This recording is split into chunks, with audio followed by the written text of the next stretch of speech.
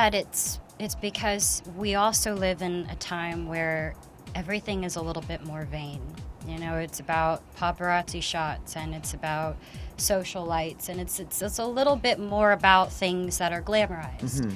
And when you have all this stuff, doesn't mean you're happy. Right. You know, I can speak for myself. I am so blessed, but when I don't have that to actually give back to help other people, that's why I love We Day. It isn't just me, it's we. And Mm-hmm. that's what I think is so important. So I hope, and I'm glad, you know, that J-Lo is here and everyone got to be a part of this, because people know that that's what you'd rather do. You know, we talked about social media, and there is another side to social media, and I'm interested to hear your thoughts on this. And this is something that a lot of kids face, and celebrities face as well, is cyberbullying. Yeah. I think you've talked quite a bit about this. Yeah. It's something that you've dealt with before.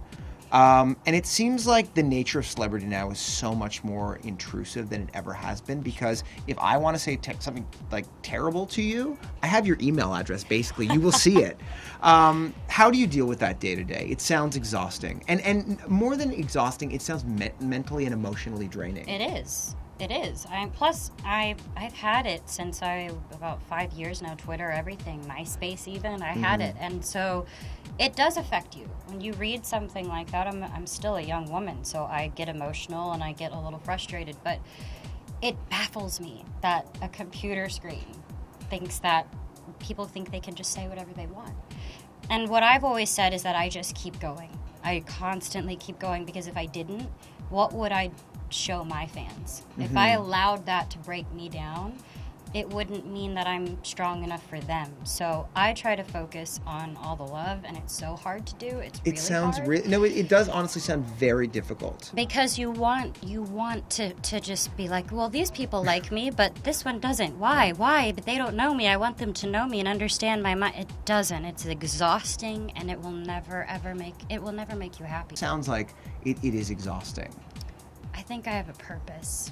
I think that I have a voice for this generation that's unlike anyone else. And I really want to show these girls, my fans, that it's okay to not be constantly perfect and to not have this pressure. I feel like I'm meant to be here, so I can be that for those girls and for myself, because they save me just as much as I try to do for them. So for me, I hope to keep doing this for as long as I can, because it's my job to shift the priority into things that matter. And eventually, I'll see where that takes me.